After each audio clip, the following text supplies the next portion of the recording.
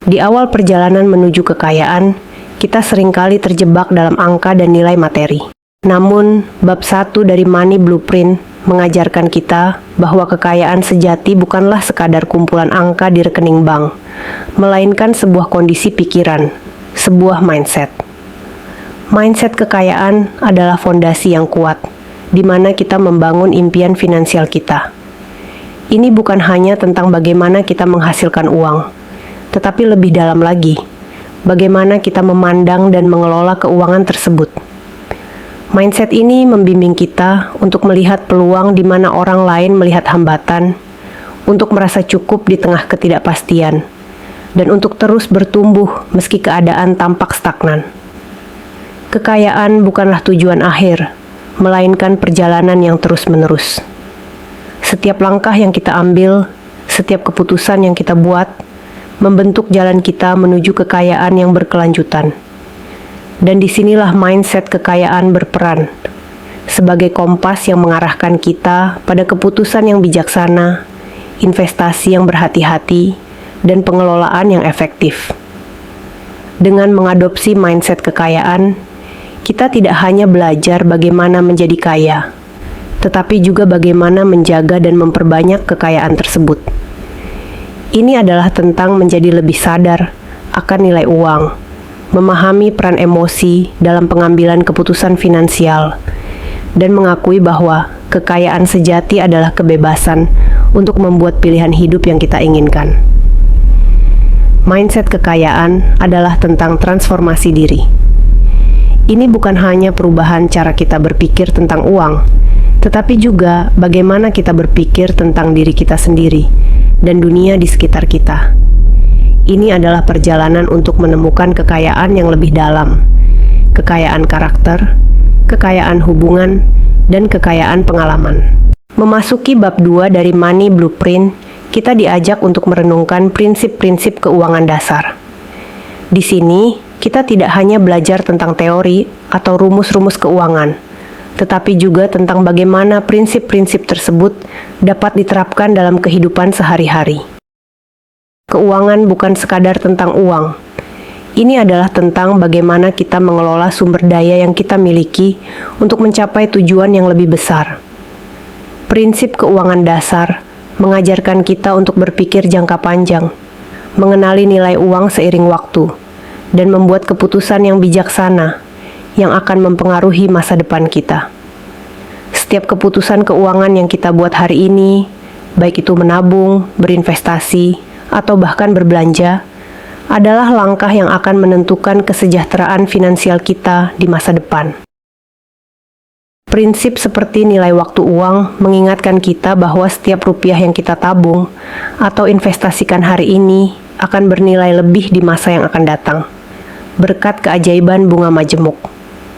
Melalui bab ini, kita bisa belajar tentang pentingnya diversifikasi, menghindari hutang konsumtif, dan memahami risiko dalam setiap investasi. Prinsip-prinsip ini bukan hanya aturan, tetapi merupakan panduan yang membantu kita dalam membuat keputusan yang lebih cerdas dan bertanggung jawab. Tanpa pemahaman yang baik tentang prinsip-prinsip keuangan dasar, seseorang bisa dengan mudah terjebak dalam siklus hutang atau keputusan investasi yang buruk. Oleh karena itu, mempelajari dan menerapkan prinsip-prinsip ini adalah langkah pertama yang esensial dalam membangun fondasi keuangan yang kuat. Memasuki bab 3 dari Money Blueprint, kita dihadapkan pada konsep strategi membangun kekayaan. Di sini, kita diajak untuk tidak hanya memikirkan tentang kekayaan sebagai hasil akhir, tetapi lebih kepada proses dan strategi yang diperlukan untuk mencapainya. Membangun kekayaan bukanlah sesuatu yang terjadi dalam semalam. Ini adalah perjalanan yang memerlukan perencanaan, disiplin, dan kesabaran. Strategi yang dibahas dalam bab ini menekankan pentingnya menetapkan tujuan finansial yang jelas, memahami pasar dan investasi, serta mengelola risiko dengan bijak. Setiap keputusan finansial yang kita buat sekarang, baik itu menabung, berinvestasi, atau mengelola hutang, adalah bagian dari strategi yang lebih besar. Ini bukan hanya tentang uang, tetapi juga tentang bagaimana kita mengatur sumber daya dan waktu kita untuk mencapai kebebasan finansial. Melalui bab ini, kita bisa belajar tentang pentingnya diversifikasi dalam portofolio investasi dan tidak menaruh semua telur dalam satu keranjang. Kita diajak untuk memikirkan tentang bagaimana mengalokasikan aset kita untuk mencapai keseimbangan antara pertumbuhan dan keamanan. Membangun kekayaan tidak hanya untuk diri sendiri. Ini tentang menciptakan nilai yang bisa dinikmati oleh keluarga, masyarakat, dan bahkan generasi yang akan datang. Kekayaan yang dibangun dengan strategi yang tepat dapat menjadi warisan yang berkelanjutan. Memasuki bab 4 dari Money Blueprint, kita dihadapkan pada tantangan yang sering tidak terlihat, namun sering menghambat perjalanan menuju kekayaan. Jebakan keuangan. Di sini, kita diajak untuk mengenali dan menghindari berbagai perangkap yang dapat merusak fondasi keuangan yang telah kita bangun. Jebakan keuangan seringkali berakar pada kebiasaan dan pilihan hidup sehari-hari yang tampaknya tidak berbahaya. Dari pengeluaran impulsif hingga investasi yang tidak dipikirkan matang-matang, setiap keputusan memiliki potensi untuk menjadi jebakan yang mengikat kita dalam siklus hutang dan konsumsi yang tidak berkesudahan.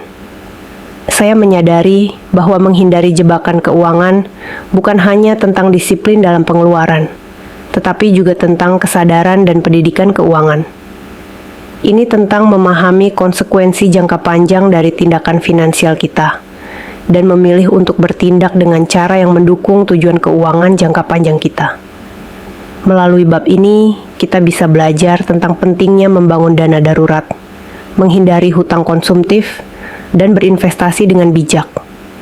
Kita diajak untuk memikirkan tentang bagaimana setiap rupiah yang kita keluarkan atau investasikan dapat mempengaruhi masa depan keuangan kita.